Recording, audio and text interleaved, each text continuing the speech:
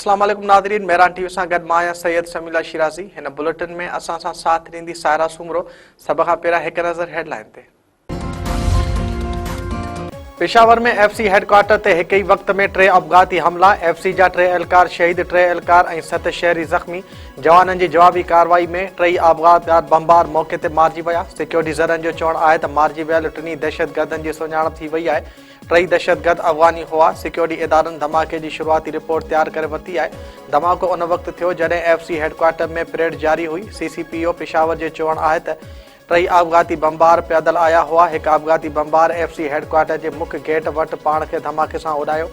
2 bomber FC headquarter में दाख़िल थिया, जेके जवाननि जी फायरिंग में मारिजी विया। हमले वक़्तु फेडरल कांस्टेबलरी जा 450 एहलकार हेडक्वार्टर में मौजूद हुआ। सदर ऐं वज़ीर आज़म पेशावर में FC हेडक्वार्टर ते हमले जी मज़म्मत। सदर आसिफ अली ज़रदारी चयो आहे त हमलो गैर मुल्की पुठभराई में सरगर्म ख़ारजी दहशतगर्दनि जी बुज़दिलानी कार्रवाई आहे। मुल्क मां ख़ारजी दहशतगर्दनि जो ख़ात्मो पहिरीं तरजीह आहे। वज़ीर आज़म शहबाज शरीफ़ चयो आहे त मुल्की सालमियत ते हमलो कंदड़ दहशतगर्दनि जे नापाक इरादनि खे मिटी में मिलायो वेंदो। हुकूमत दहशतगर्दनि जे मुकमल ख़ात्मे लाइ पुरज़म आहे। सऊदी हथियारबंद फ़ौज जे chief of general staff GHQ जो दौरो कयो। ISPR मुताबिक़ सऊदी जे chief of general staff Fayyadh bin Hamed खे GHQ आमद ते गार्ड ऑफ ऑनर पेश कयो वियो। सऊदी हथियारबंद फ़ौज जे chief of general staff Fayyadh bin Hamed field marshal general Asim Munir सां मुलाक़ात बि कई। मुलाक़ात में 2 तरफ़ा गॾियल दिलचस्पी वारनि मामलनि ते ॻाल्हियूं। स्ट्रेटेजिक फ़ौजी तावन खे वधीक मज़बूत बणाइण ते ज़ोर। पाकिस्तान पारां भारत जे दिफ़ा वारे वज़ीर जी चिड़ ॾियारींदड़ बयान जी मज़म्मत। परॾे खाते जे तर्जुमान चयो आहे त राजनाथ सिंह जो बयान ख़तरनाक ज़हनियत जी अक्कासी करे थो। भारतीय क़यादत चिड़ ॾियारींदड़ बयाननि खां पासो करे। परॾे खाते जे तर्जुमान वधीक चयो आहे त पाकिस्तान समूरनि तकरारनि जो पुरअमन हल चाहे थो। पाकिस्तान पंहिंजी ख़ुदमुख़्तियारी जे दिफ़ा लाइ पुरज़म आहे।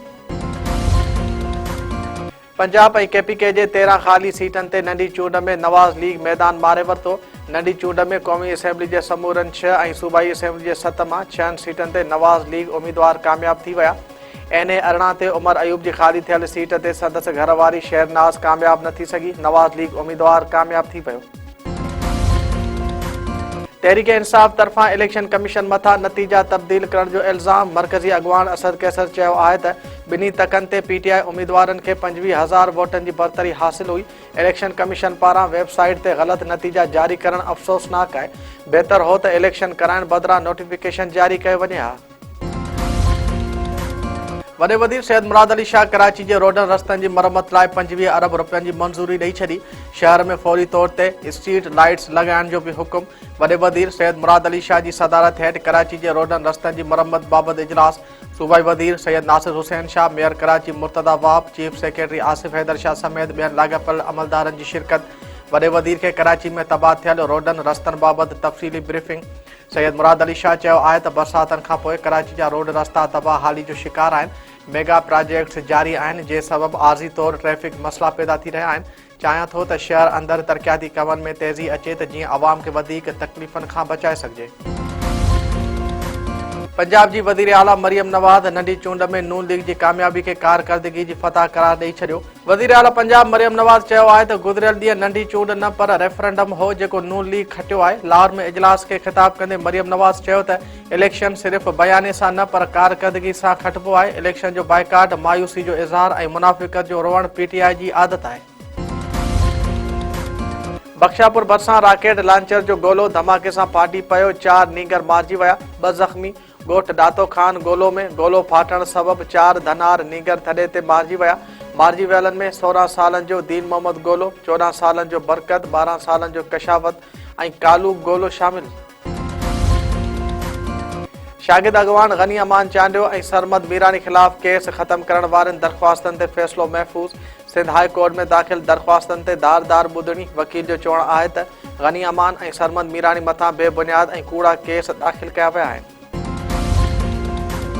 खैरपुर में बिजली जे तारनि मां घर खे बाहि, औरत मासूम धीअ समेत सड़ी फौत थी वई। B सेक्शन थाणे जी हद रेलवे स्टेशन भरिसां बिजली जे शॉर्ट सर्किट सबबि घर खे बाहि वकोड़े वई। बाहि लॻण जे नतीजे में मिसमात सुमेरा ऐं संदसि 4 वरनि जी धीअ शरीफ़ा सड़ी फौत थी वियूं। मीरपुर खास में घर में नौजवान जो गोली लगल लाश हथ गोट मोहम्मद हसन मरी में नौजवान एहसन मरी जो घर में गोली लगल लाश मिलो। अस्पताल में वारिस बिना पोस्टमार्टम कराने जे लाश खड़ी रवाना। इलाके में नौजवान के मिल्के जे तकरार तां क़त्ल करण जा चोबोल वासन वाक़े के आपघात करार ॾेई छॾियो। पुलिस जो चवणु आहे त वाक़े जी हर रुख खां जांच कई पई वञे। वारे में तेज़ रफ्तार कार जे टक्कर में बपोरियत फौत लाश रखी धाणो। लाड़काणो रोड ते हादसे में डाटसन ड्राइवर सुधीर बुरड़ो ऐं पोरियत अशरफ सोलंकी मौके ते फौत। कार ड्राइवर फरार। वाक़े खिलाफ वार सरापा एहतजाज लाश रखी धरणो। वासन मूजिब पोरियत मज़दा मां भाॼी लाहे रहिया हुआ त हादसो पेश आयो। हादसे जे ज़िम्मेवार कार ड्राइवर खे गिरफ़्तार करे इंसाफ़ ॾियारियो वञे।